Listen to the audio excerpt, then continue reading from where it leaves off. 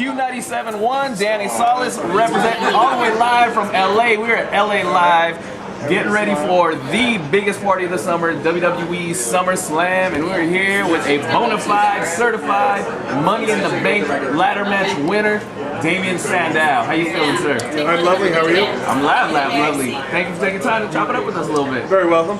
All right, so first thing I gotta talk about, because it's the proverbial elephant on this table, you got this brand new attaché case. Yes, actually, it is ostrich skin. Yes, I do not condone elephants or somewhat of an endangered species, so I don't condone that. But no, this is an ostrich skin. It's it floats. Actually, it is waterproof, and it is quite a step up from the other Money in the Bank briefcase that I just which, as we know, sinks. Absolutely, and seriously, I really am not used to seeing an ostrich skin briefcase. Usually, I'm used to seeing ostrich skin on boots, maybe cowboy hats occasionally, but a briefcase, no, never seen it. Never seen it before. You have now, right here. Absolutely. So let's talk about it. I mean, the whole reason you got this brand new briefcase is because, man, I just gotta say it, that jerk Cody Rhodes, man. Yes. Heck, that's his problem. Taking matters into his own hands, right. He decided to steal my briefcase when I was in a match with the Viper Randy Orton. Right. And then throughout the whole show, decided it would be a good idea to taunt me and be in various spots throughout the arena, and pretty much led me to the Gulf of Mexico. Yep. And as we all know, the tragedy that occurred in the Gulf of Mexico, where Mr. Rhodes launched my briefcase with my contract in it, and pretty much it sank like the Titanic. Yeah, it did. It was a horrible, horrible series of events. And what most people don't know, days ago, in Corpus Christi, here we go. Where this Sandow Mania, it's running wild! Yeah. Woo, Sandow. Mr. Sandow, I'm sorry that Mick Foley interrupted this live interview. Sir, it is not Christmas. Take that shirt off. It is not Christmas. It's Christmas in my heart, Sandow. So that's a man with a whole lot of love. It's the middle of the summer, and the man has been smitten with the Yuletide spirit, apparently. And it's the middle of the summer, and he's wearing a very long blazer, Christmas too. T-shirt. There's plenty more where this came from in the Foley closet. Look at that, all right? That's a beautiful. Let me show you something. Oh, let's go. Let's go. Double Santa. Mick Foley is stripping in front of Damien Sandow. This is the first. Santas, all right? Would you like to sing a Christmas carol while we're at it? I mean, I would love to see Damien Sandow and Mick Foley sing a Christmas carol. What's your favorite? It's the top. Let's do it. Mine? Holy night, the stars are brightly shining. This is my interview, so Mick, please go over there.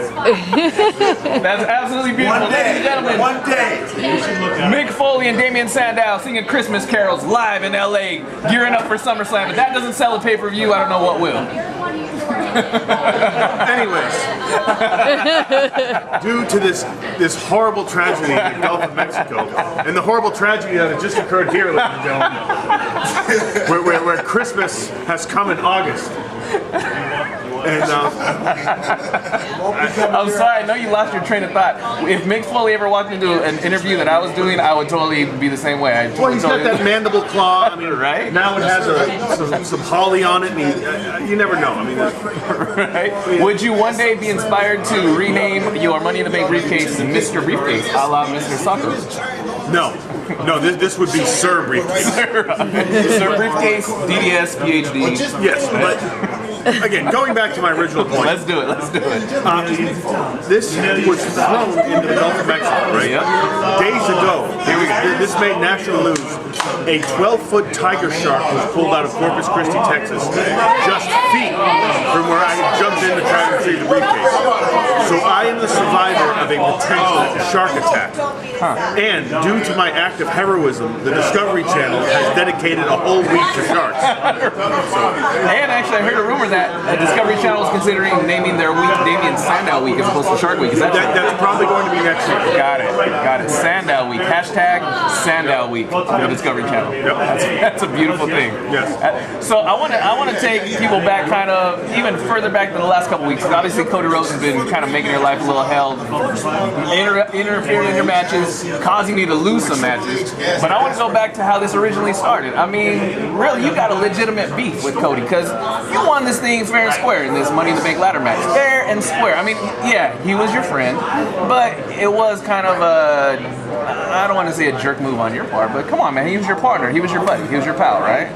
Well, again, we said may the best man win. Right. If I was smart enough to go and regroup where no one could see me and, kind of recharge my batteries a little bit while Cody was out there, he not only fought off every superstar in the Money in the Bank, but he fought off the Shield.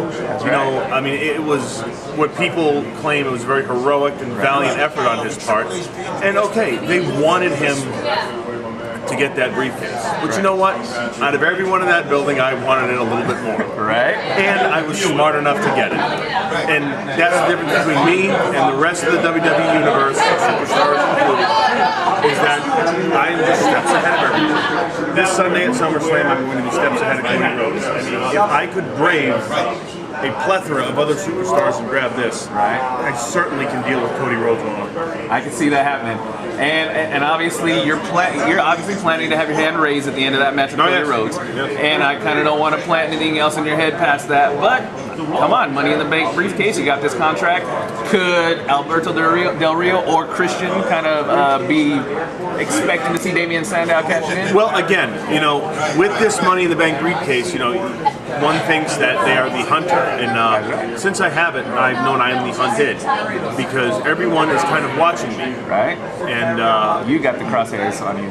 When I feel the opportune moment to strike is, I will do so. Until then, I will give no further comment. I get it. So, Damien Sandow, I know you got limited time, but we're talking about the biggest party of the summer. I need you to give me some predictions. We already know your predictions for the Damien Sandow-Cody Rhodes match, who's going to come out ahead there. But let's do it. Predictions for the World Heavyweight Championship. Alberto Del Rio, is he going to be retaining the championship? Is Christian going to have his one more match? What do you think? Predictions? Well, I've been in the ring with both superstars. Christian has a little bit of momentum right now going into it. Right. However, Alberto,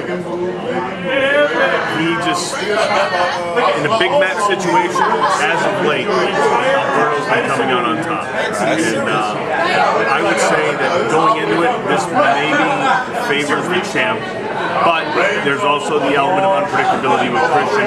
Christian is so good he can catch you with any move from anywhere, and it's going to be one I'm going to be watching. Awesome. And the big. Well, I'd say the big. There's really this card is so freaking stacked that really any match could end the show.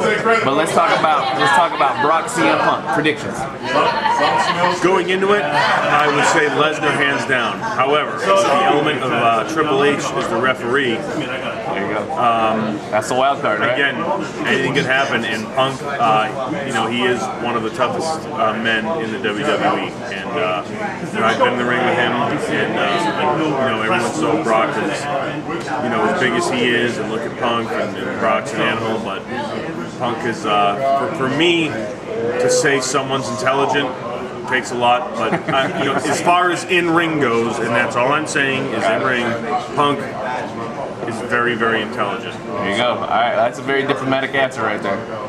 It's a beautiful thing. All right, well, I just want to thank you for your time, and before you go, I kind of just want to pull the curtain back a little bit, and just on a personal note, I mean, we kind of saw Damien Sandow in how Damien Sandow was before coming up.